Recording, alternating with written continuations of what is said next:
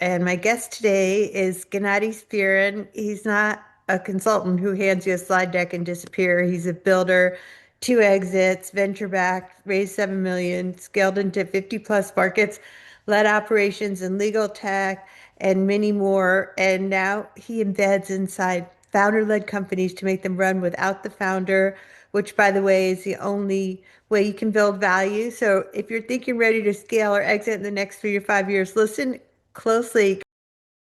Was the worst year for a lot of us for our mental as well as physical health. So joining us this morning is best-selling author, coach Lisa Goldenthal. Hello and welcome. I'm Lisa G, your host.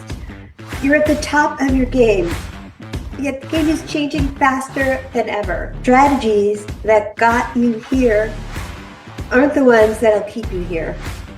The pressure is relentless, and the fear of obsolescence looms large. That's why I'm here.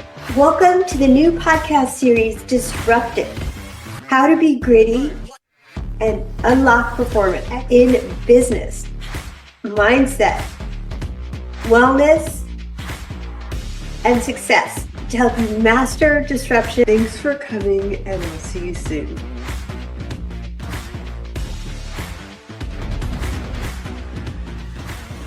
Welcome back to WholeCEO. If you're building a company that depends on you for every decision, every fire, every client, save this episode because it might sting a little bit.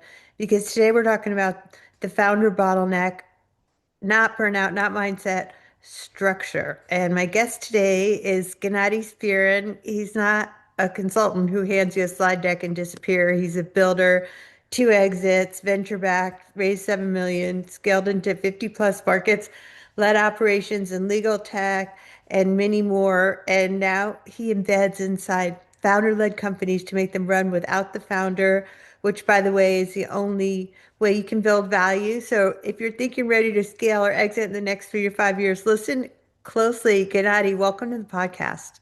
Thank you, Lisa. Thank you for having me. I love this conversation. For some reason, I've really been passionate about the bottleneck, not in just for founders, but CEOs and all leaders. So let's just open this up with you walk into a founder-led company. What are the first signs the founder is the bottleneck?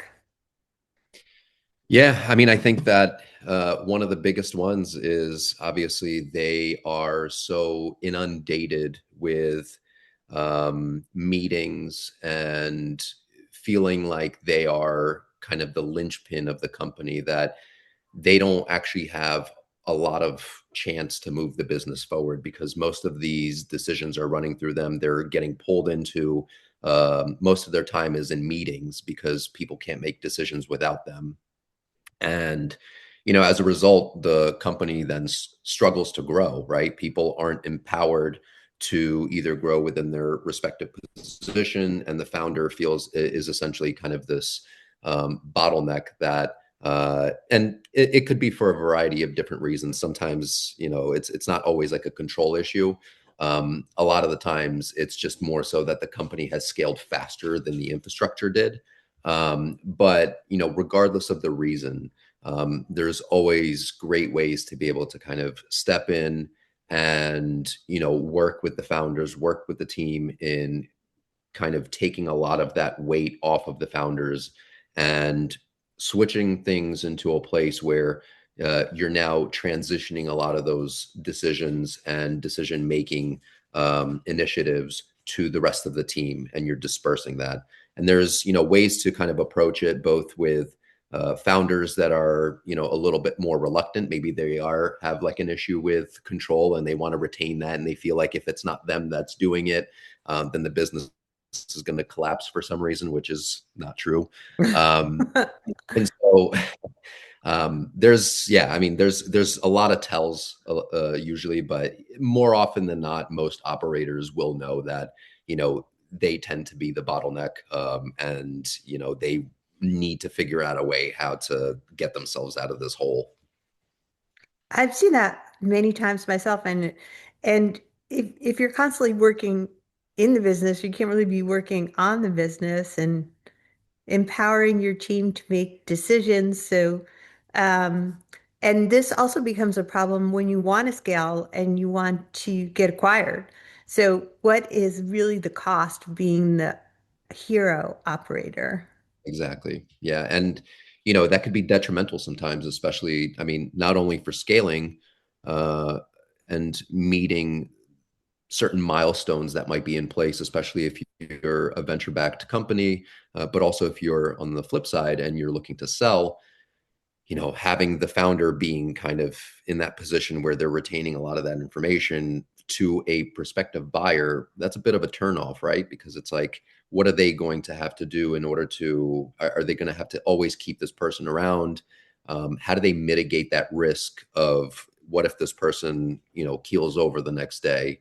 How do we grow this business, or how do we operate this business without this person? So it's really important and critical that, founders find themselves in a position where it's okay that they take a vacation. It's okay that they, I don't know, even if they're out for a month doing a fundraising tour, right? Where they're still obviously kept abreast on things that are going on with the company, but they have full faith that most of the decisions will be made by their team. Somebody's running the ship while they're out and they're focusing on just expanding and growing. I absolutely love this topic. I could go on for the whole podcast about that, but there's so many topics that I know you and I are both passionate about. And I would even love to segue over to AI because everyone thinks AI is the savior right now. And you and I both know that AI on top of chaos just makes chaos faster. So do you want to jump into AI and doing it properly? Yeah. Actually, before we jump into that, I wanted to add a few bits as it relates to the founder bottleneck. And I feel Yes. like some of the things that founders tend to find themselves, or mistakes that they typically make as it relates to offloading this information, right? And so a lot of founders tend to think that delegating tasks is a way to kind of remove themselves as the bottleneck, when in Right. reality, what they should be doing is delegating the outcome, right?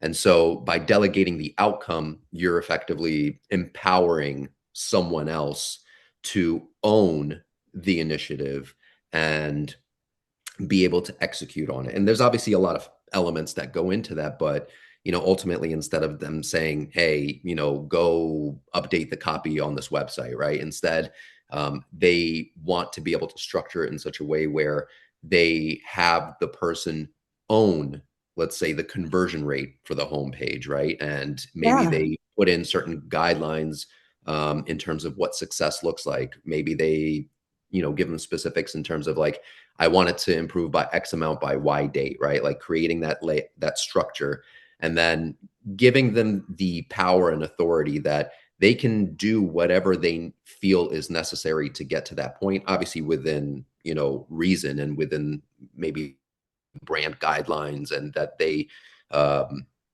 they can still have some sort of input and say on how things look, as long as they kind of meet this outcome that is intended. And worst case, in certain instances, letting them know, you can bring me two decisions for me to make versus me kind of having to sit there and trying to figure these things out. So really kind of trying to empower your staff and employees to be able to take that ownership and take that responsibility. And I think, the framework typically that I like to use as it relates, that is being able to, clearly communicate what the results should be. So as I mentioned, like, what does success look like, right? For a Right. specific decision. Implementing constraints. So what are the constraints that we're working within? Is there a budget constraint? Are there certain risks that we should be, aware of? Compliance, right? Authority. And so authority kind of comes in with the whole empowering element, right? So Yeah. how much authority are you giving this person to be able to run and manage these respective initiatives, and then ultimately providing them with an escalation ladder, right? You're still giving them an out where it's, if something comes up where it's, doesn't really fit and is maybe an outlier, they can still come to you with either solutions or getting you involved. But really, we want to kind of run that down so that becomes a very small percentage of the day to day or week to week, where the founder is still focusing on growing the business versus just being inundated with these things. So that's kind Yeah. of, I for love me. that. Go ahead. Yeah, I love that distinction. I'm so glad you brought it up because it's such a hot topic for me. And I agree, you want to create that ownership rather than just delegate. That's such a great distinction that you made. And is there more about the founder-led white spat where you're doing all the things? Yeah, exactly. And so it's like, I mean, when you essentially, it's like when you delegate tasks, you get helpers, but if you Yeah. delegate outcomes, you get leaders, right? So it's Yes. much different kind of approach, than what people think delegation and removing themselves from the picture looks like. Great. Um, but yeah, I mean, I think that's obviously kind of the first step, and then ultimately you want to get to a point where you've built this layer of ownership, right? And to get to that point is obviously going to take some time. Um, a lot of it also requires doing deep dives with the founder, right? Standardizing um, their thought process. So, how do they make these decisions? What makes them kind of the owner of this tribal information? And Yeah. how can we get this out of their head? So, understanding, what their judgment looks like. What is their decision making process? How do they prioritize things? What's good look like to them, right? And so being able to extract all of this information, now you can start to standardize that. Now you can start to um, create a process that you can then pass off to one of the other leaders of the organization, right? And that's the accountability piece, where you're taking that structure, you're taking those um, processes, and you're offsetting it now and holding someone else accountable to being able to do that. Um, and then obviously there's a training element that is involved in there. You still want to keep some sort of cadence, where leaders are still in the loop with what's going on in the business. But I would say that from the cadence standpoint, I would shift it, and I feel like a lot of people get inundated with this, but meetings obviously being ineffective, and it's more of like status updates versus something that's more actionable, right? Yeah. You meetings that are going to clearly communicate what decisions are needed, right? Are there any blockers or issues? Are there any other risks, right? And like, again, a lot of this stuff you'll want, the leaders of the organization to be able to tackle and do themselves, but being kind of keeping the founding team, or just the founder, still in the loop with all of these things, is a much different place to be, when instead of the founder being inundated and kind of just sucked into all of these things on a day-to-day basis. You've freed up so much more of their time by structuring it this way.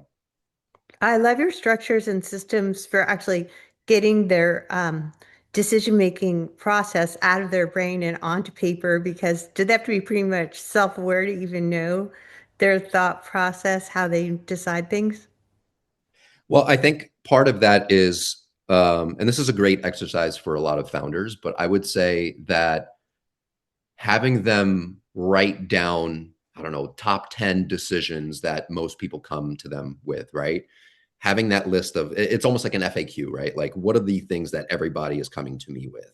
And Right. then, taking those items, and then, you know, whether you're prioritizing that in some sort of way, ideally you're going for, low effort items, but that might have a significant, time impact, but you prioritize as needed. And I think being able to at least start with being able to have this list, and then being able to dive into each one and understanding, okay, like, how do you make your decisions for these specific, topics, right? And so it's like, to give you a great example, I think, um, when I was scaling my company Dash, in the initial stages when we were still in New York, right? And for a context for the audience, Dash was a mobile payments company for restaurants and bars. So we allowed people to pay their restaurant or bar tab over their phone. And so we were onboarding New York restaurants initially. And so it was really easy. And I was heavily involved initially with the onboarding process of restaurants, right? And seeing that most of them are local, it's really easy to kind of just like get sucked into that and be the owner of that from end to end. But as you start to scale, we can't do that. We can't fly out to Right. every new location and, try to set people up. So, as we were starting to scale the business, I had to take that off of my plate and, move it over to sales and account management, who then were empowered to figure out a way where not only can we drop ship what the customer would need, but also figure out, all right, what material would they need that would be really helpful for them to onboard themselves, right? And mind you, in New York City, when we were doing it at the time, our initial like onboarding process sometimes would take, and it's funny because it was local, but it would still take, sometimes upwards of a month, right? And that's crazy. And you would That's lose a lot of, insane. yeah, and you would lose a lot of momentum because of that. But obviously seeing that and knowing those metrics, we're like, okay, not only do we need to be able to do this remotely and drop ship everything to new customers nationwide, but also be able to reduce that time. So now they have two objectives that they need to complete essentially. But I empowered them in a way where they knew the objective, they knew what we needed to accomplish, and I empowered them to feel like owners, right? Like if this was their business, how would they go about doing this from end to end?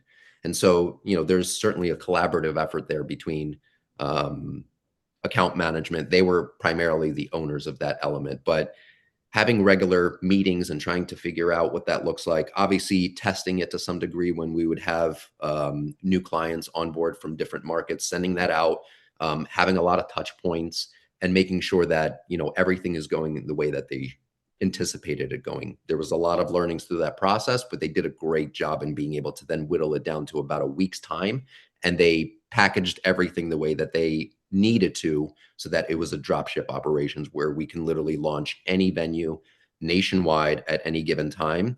And so there was still a touch point where they would do an onboarding call, but that was just to polish things off and make sure that everything is running smoothly, and then kick off a marketing campaign that we would have for each one of our new venues. So ultimately, that was a great exercise in being able to kind of like take this thing that I owned and then systemize it, providing some of our leaders with the appropriate guidelines for within what to work, and being able to have them own that responsibility of how do we ship this out in an effective manner. Wow, that's a great example. Thanks for sharing that of how the owner can be the bottleneck and prevent you from scaling.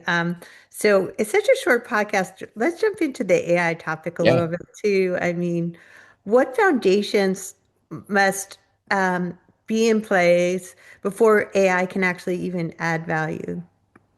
So I think a really important point, and you know, that I think a lot of people lose track of, is that AI is an augmenter, right? And so what that means is that if your operations or your workflows are not set up with the way that they should be, or if your workflows are unclear, if ownership is unclear, AI is just going to make that a lot worse, right? It's only going to exacerbate all of that. Yes. And so it's really important to make sure that before you implement a lot of these tools that are going to help you, you want to make sure that the processes in place are sound before you kind of bring in this augmenter to help you do something better, because it may actually end up hurting you and making it a lot worse. Right. I mean, I think a lot of companies are not really knowing how to implement technology and onboard technology properly. And they're all excited. Like we're all so excited about AI. It's like, all right, let's figure out this AI stuff and not really using it to its advantage and not really doing it right. Yeah, and I think part of that is there's a couple of different things there, right? Like one of the issues is that some companies are just overloaded with different systems, that they'll use one system for this, one system for that. So I think there also needs to be this exercise of consolidation. Chances are you probably don't need most of the tools that you're working with, but nobody did the diligence to be able to go in and say, okay, what do we need this tool for? What are all the requirements of our business? And this is really taking like more of a holistic look at each and every tool and making sure that it actually meets your needs. There might be tools out there that encompass everything that you need. You don't need two or three tools that you're currently using to do the same thing, right? And so there's also this other element where, consolidation is also really important because a lot of times it's, I mean, obviously it's a cost driver. It's something that, your company might be losing money because it's just inefficient in that sense. Right. And then, I think once you've kind of gotten things to a good place, then you can start to think about, all right, and mind you, a lot of these tools will have their own AI solutions that can help automate, right?